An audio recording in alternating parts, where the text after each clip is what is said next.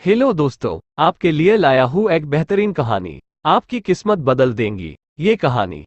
एक बार एक गांव में एक गरीब किसान रहता था।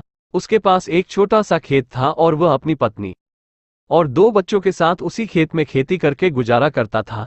एक दिन किसान अपने खेत में काम कर रहा था जब उसे एक चमचमता पत्थर मिला। उसने पहले कभी ऐसा पत्थर नहीं देखा था। वो उसे घर ले गया और अपनी पत्नी को दिखाया। पत्नी ने भी पहले कभी ऐसा पत्थर नहीं देखा था।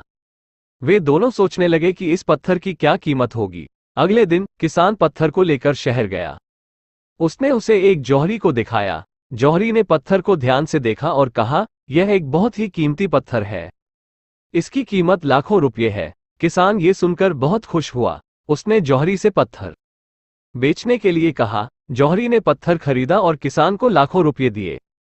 किसान घर वापस आया और अपनी पत्नी को सारी कहानी सुनाई।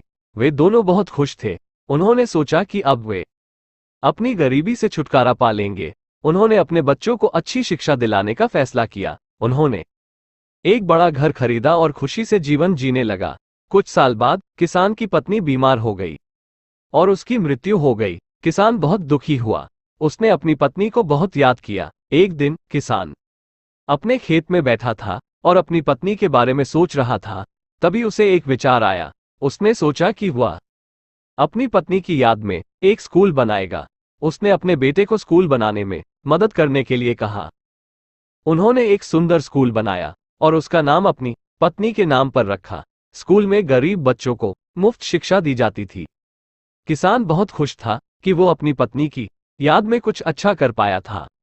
इस कहानी की सीख। इस कहानी से हमें ये शिक्षा मिलती है कि किसी भी चीज की कीमत केवल पैसों में नहीं होती है। कुछ चीजों की कीमत पैसों से कहीं ज्यादा होती है। इस कहानी में किसान की पत्नी की याद में बनाया गया स्कूल उसकी कीमत से कहीं ज्यादा मूल्यवान था।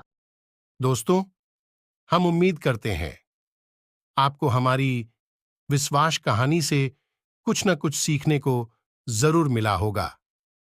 धन्यवाद दोस्तों।